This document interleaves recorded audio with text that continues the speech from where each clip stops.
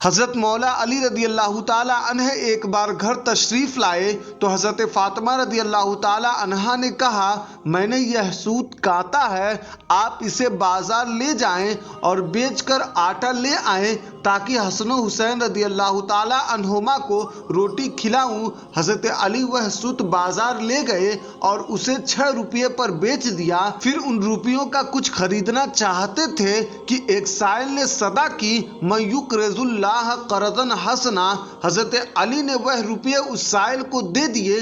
تھوڑی دیر کے بعد ایک اعرابی آیا جس کے پاس بڑی فربہ ایک اونٹنی تھی۔ وہ بولا، اے علی، یہ اونٹنی خریدو گے؟ حضرت علی رضی اللہ تعالی عنہ نے فرمایا، پیسے پاس نہیں ہیں۔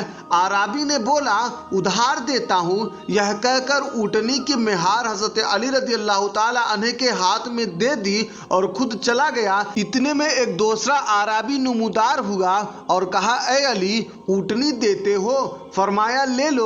اعرابی نے کہا، 300 نقد دیتا ہوں۔ یہ کہا اور 300 نقد حضرت علی کو دے دیے اور اونٹنی لے کر چلا گیا۔ اس کے بعد حضرت علی رضی اللہ تعالی عنہ نے پہلے اعرابی کو تلاش کیا مگر وہ نہ ملا۔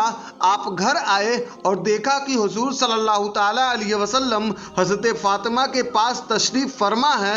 حضور نے مسکرا کر فرمایا، علی، اونٹنی کا قصہ تم خود سناتے ہو یا میں سناؤں؟ حضرت علی رضی اللہ تعالی عنہ نے عرض کیا، حضور آپ ہی سنائیں۔ فرمایا، پہلا اعرابی حضرت جبریل علیہ السلام تھے اور دوسرا اعرابی حضرت اسرافیل علیہ السلام تھے، اور اونٹنی جنت کی وہ اونٹنی تھی جس پر جنت میں فاطمہ سوار ہوگی۔